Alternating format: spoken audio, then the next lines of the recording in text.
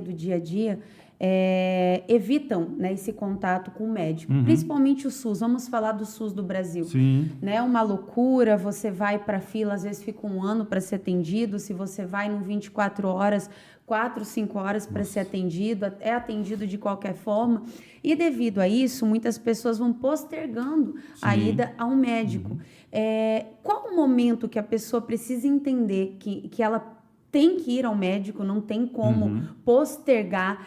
Quais seriam os primeiros sintomas que você pode falar assim, olha, se você estiver se sentindo assim, assim, assim, não deixe para amanhã, procure independente do Exatamente. tempo. Uhum. Quais seriam esses primeiros, eu digo as primícias assim dos sintomas de uma ansiedade crônica, o início de Uhum. uma depressão profunda, e a ansiedade, né? Porque a ansiedade ela vai trazer tudo isso Ela vai aí. junto.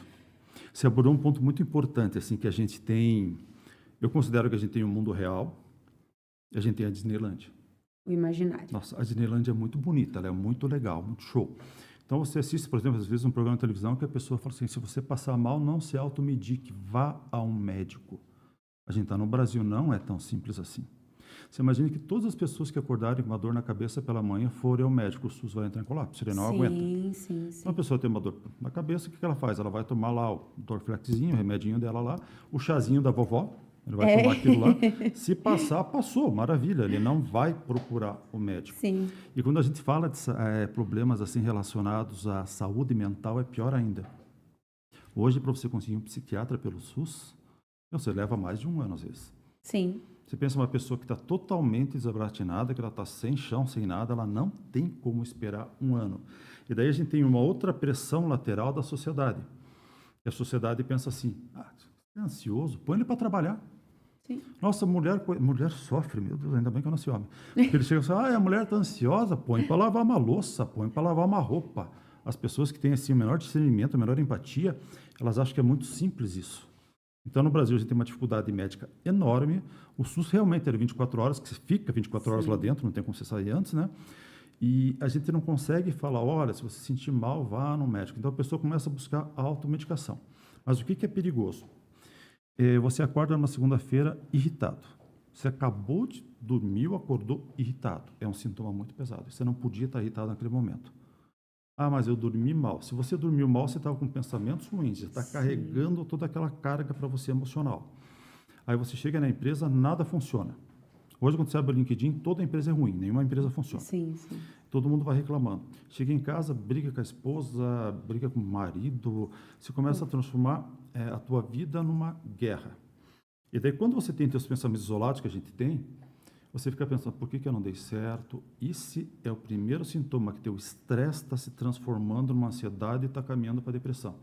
Então, quando você começa a achar que está todo mundo errado, só você está certo, que só você tem o poder de mudar o mundo, você começa, em algumas situações de conflito, você começa a respirar muito forte e Deixa eu ter só taquicardia. interromper uma coisa que eu achei bem interessante para você dar continuidade. Quando Uhum, nós falamos em depressão, muitas pessoas entendem aquela tristeza profunda, uhum, mas me chamou a atenção a frase que você falou: estresse, ansiedade, aí entra a depressão. uhum. Então, antes daquela tristeza profunda da pessoa não ter mais vontade de viver, muitas vezes até querer se matar, né? Sim, Ela vem primeiro aquele pico de raiva, de vem. estresse.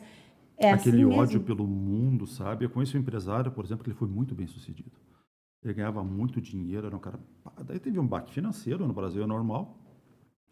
Aí ele jogou toda a energia dele em forma de ansiedade. Nossa, mas o governo é ruim, aquela pessoa não foi honesta comigo.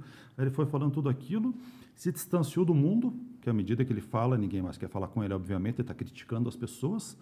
E ele chegou num ponto que, quando o filho dele completou 18 anos, ele me ligou um dia preocupado e falou assim: Fabiano, você sabe que está tendo uma guerra em tal lugar? Eu falei: todo lugar na história sempre tem guerra, né? Sim. Ele falou: eu acho que vão convocar meu filho. Eu falei: mas teu filho não passou no exército, ele nem vai servir.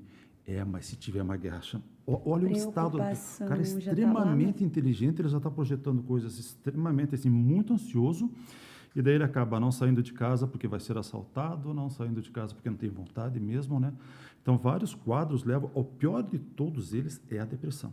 Na minha opinião, ele é o mais, porque a ansiedade, por mais que seja severa, a pessoa sofre muito com ansiedade, a gente tem formas de tratar um pouco mais rápido. Quando você cai no quadro depressivo, aí é uma força-tarefa. São várias terapias ao mesmo tempo para poder levantar a pessoa de novo. Ela está como se fosse assim, com 2 toneladas em cada perna. Ela tem que levantar daquele quadro.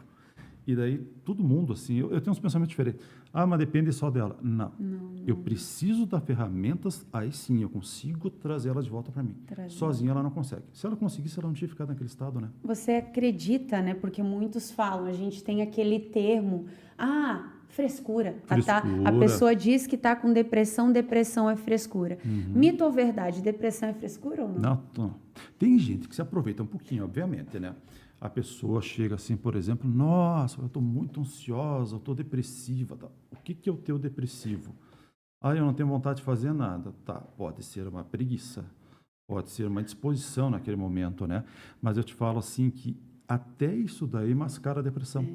Às vezes a pessoa fala, hoje eu não estou a fim de fazer nada. Você fala, pô, você é preguiçoso. Será que é preguiça? Ou será que ela já está desmotivada? Você vê um ponto muito importante assim para a gente, que pode parecer uma besteira. Você chega em casa à noite, você janta, você faz o teu lanche, você olha para a pia e fala assim, vou deixar para amanhã essa louça. Não vai fazer diferença nenhuma. Você está começando a plantar passinhos de depressão na tua casa. Verdade. E daí de manhã você acorda, você não limpa ali, você não arruma a tua cama também. Aí quando você volta da rua para casa, você vê aquele caos instalado, você está depressivo. Então eu vejo assim que a maioria... Eu cresci escutando todos os meus parentes falando que depressão era uma doença de pessoas fracas, que ela não existia. Vai trabalhar, faz isso, faz isso. Mas quando você conhece pessoas que passaram por quadro depressivo, é extremamente triste. Eu tinha uma professora que deu aula comigo, lecionou. Ela entrava em sala de aula, imagine. Ela dava aula, tudo. Aí uma sexta-feira a pessoa falou assim, vou fazer o happy hour, vamos para um barzinho, né? Aí o marido dela falou assim, ela não vai em barzinho. Eu falei, como que ela não vai em barzinho? Ela tem síndrome de pânico. Ela chegar num lugar cheio, ou que está vazio, um supermercado, ela está no mercado vazio.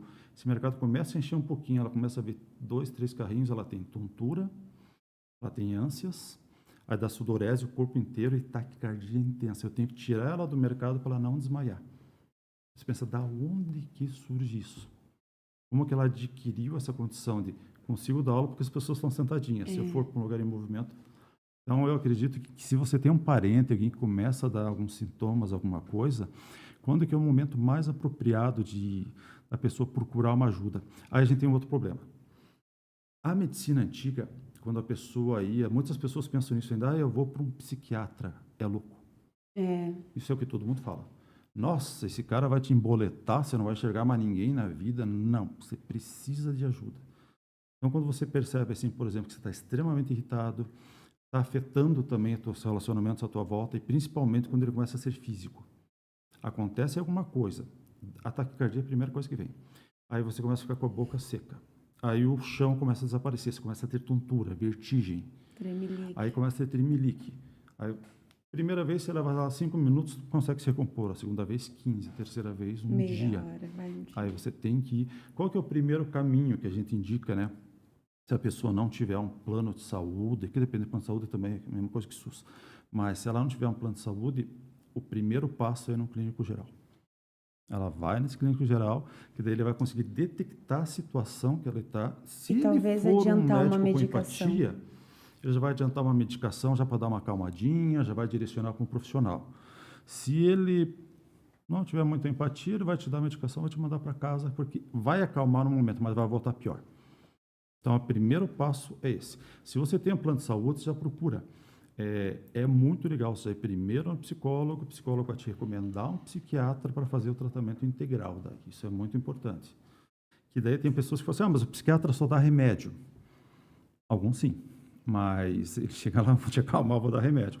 Mas o psiquiatra de verdade, ele te pede exames, ele verifica que tipo de remédio que você se habitua melhor, e muitas vezes ele vai precisar fazer um coquetel. Porque a pessoa chega em casa à noite, ela não consegue dormir. Não consegue dormir. Ela vai lá e toma, aquele remedinho sublingual, 5 minutos apaga, não vê mais nada. Aí no outro dia ela não consegue levantar, em virtude do remédio. Ou ela acorda muito cansada, então ela precisa tomar um estimulante para, famoso na veia, para dar um pulo, né? Só que isso daí que vai começando a gerar, se você não tiver daí, por exemplo, assim, tratei o medicamento, eu não tenho uma pessoa para conversar, um psicólogo, você começa a ficar só dependendo de medicamentos. Quem que gosta disso? indústria de farmácia. Sim. Sabe uma coisa que me chama atenção em relação a se mascarar a depressão? A gente vê, eu mesmo já vi casos